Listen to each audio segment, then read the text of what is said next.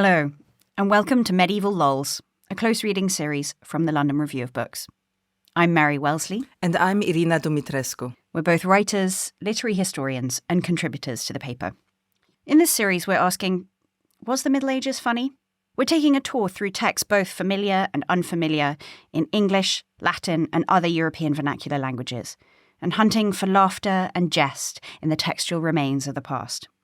In the last episode, we managed an entire recording without mentioning genitalia once. Listeners will be relieved to hear that normal service is resuming for this episode, as we discuss Solomon and Marcolf, a late medieval dialogue between the biblical King Solomon and an ugly, foul-mouthed, mean-spirited peasant called Marcolf. While Solomon's speech is grandiose and gnomic, Marcolf's language is earthy, sexual, and scatological. It's a text that upends conventional power structures and generic expectations. So, Mary, let's start with the what, when, where, and why. What kind of text are we dealing with here? So this text is a dialogue. It's between the legendary king, the biblical King Solomon, and this character Marcolf. In literal terms, what we're talking about is a printed text that was printed in Antwerp in 1492. So it's printed in English, but therefore that makes it one of the earliest texts printed in English, but printed on the continent. It was clearly hugely popular, so this is a translation into Middle English, but there is a Latin predecessor of this text, which survives in 27 manuscripts and 49 early prints. So this was a kind of absolute medieval bestseller. It was also translated into a variety of European vernacular languages. So we've got German, Dutch, Swedish, Italian, English, obviously, and Welsh. So the funny thing about this is there seem to be signs of it long before we see the text itself in the tradition. There is a long tradition of dialogues between King Solomon and various other kinds of people. So in the Bible, it's King Solomon and the Queen of Sheba. He's a legendary figure in Jewish, Muslim, and Christian traditions. He's often the kind of a demon fighter who knows magic, so he's associated with magic. Gawain from Sir Gawain and the Green Knight is associated with Solomon when he has this sort of star, this possibly magical star on his shield. So he's got this long tradition, and there are texts in Old English already that have him in a kind of debate or dialogue with another mysterious figure. In Old English, it's Saturn. So there are two poems and two prose texts that have a kind of encounter between the two of them that also includes wisdom, proverbs, strange magical material, and so on. And in one of those poems, Marcolf is mentioned. So this is around the 9th century. So there seems to be already early signs of a figure named Marcolf attached to this, but we don't really hear from him until much later, until we get this dialogue. There are versions also in French. It winds up being something that spawns or spurs other literary creation as well. So in German, there's a kind of adventure story that is written in poetry based on Solomon and Marcolf. In Italian, there's a kind of early modern novel that's based on him. So he has a long tradition, even though I think most people today would have never heard of these texts. Yeah, and you know, he kind of gets into the water table, as it were, because you've got poets like John Lydgate, who was a 15th century English poet, who kind of mentions Marcolf as a kind of stock foolish figure. So he's obviously so sort of well known to the audience that he doesn't really need much explanation. Similarly with the poet John Audley. So yeah, it's a funny thing for us as literary historians that we're dealing with this text that was clearly so popular and so well known, and yet like there is just almost no trace of it in today's literary culture. Yeah. And I think this is also part of the medieval love of some literature which isn't high literature today, so it simply doesn't get a lot of attention. So, we know about the tricky Fox Renard, Till Eulenspiegel. They have a little more presence in modern literature, but these kinds of trickster figures are beloved in medieval literature. And They're earthy, they're rude, as we're going to describe in a few moments. That doesn't fit as much into our understanding of what serious literature is about today. Although I think it was a bigger part of education in the Middle Ages, and that's why we're seeing it in many different levels of literary culture as well. So we saw that in the riddles, of course, as well. So let's talk about this character, Marcolf, because he's a really fantastic character. But maybe actually we should just go ahead and read his appearance in the text for the first time. All right, so this is right at the beginning of the dialogue, and it's a description of Marcolf and then of his wife. And I'll read the Middle English. This Marcolf was of short stature and thick. The head had he great, a broad forehead red and full of wrinkles or frunces. His ear is hairy, and to the middes of cheek is hanging. Great ears and running. His nether lip hanging like a horse.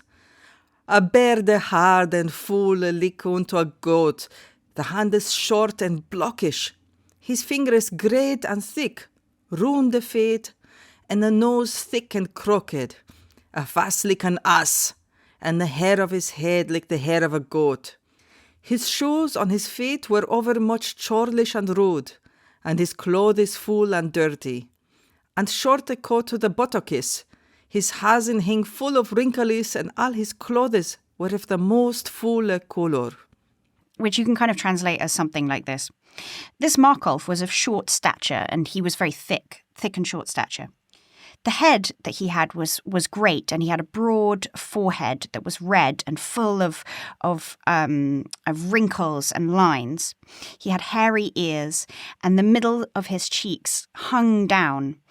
He had great eyes, and his nether lip hung down like a horse's lip. He had a hard beard that was foul like that of a goat, and his hands were short and blockish. His fingers were great and thick, and he had round feet. And his nose was thick and crooked. His face was like that of an ass. And the hairs of his head were like the hair of a goat. The shoes on his feet were churlish and rude, so kind of low class, I suppose we would say. Low class and rustic and rude. And his clothes were foul and dirty. He wore a short coat that only reached to his buttocks. And his hose was full of wrinkles, and all his clothes were of the most foul colour. And now comes his wife. His wife was of short stature, and she was out of measure thick with great breastes, and the hair of her head clustered like thistles. She had long winde brows like brustles of a swine, long ears like an ass, running in, bearded like a goat. Her visage and skin black and full of wrinkles, and upon her great breasts she had of span broad a brooch of lead. She had short fingers full of ear and rings. She had right great nostrils. Her leg is short and her like a bear. Her clothes were rough and broken. Which we can translate as something like, and his wife was of short stature. She was thick about the middle, and had great breasts, and the hair of her head clustered like thistles. She had long eyebrows like the bristles of a swine, and long ears like that of an ass. And when it says running eyes, what do you think it means? I think it means their eyes are running. They're literally weeping. Yeah. And she had weeping eyes. And she was bearded like a goat. Her face and her skin was black and full of wrinkles, and upon her great breasts she had a broad brooch made of lead. She had short fingers, which were covered in iron rings, and she had great big nostrils. Her legs were short and hairy like a bear. Her clothes were rough and broken. So can we talk about this? I mean, these are amazing descriptions, right? This is, you would usually in medieval literature, or at least in romance or in lyric poetry, expect to see a description of a beautiful woman or of a glorious noble man. This is absolutely the opposite, right? Yeah, I mean, these are kind of bestial figures of absurd bestial figures, right? And already it's kind of funny because these are set up against King Solomon, who is this, figure who is well known for his wisdom. He's a kind of clearly a very noble, obviously a royal character.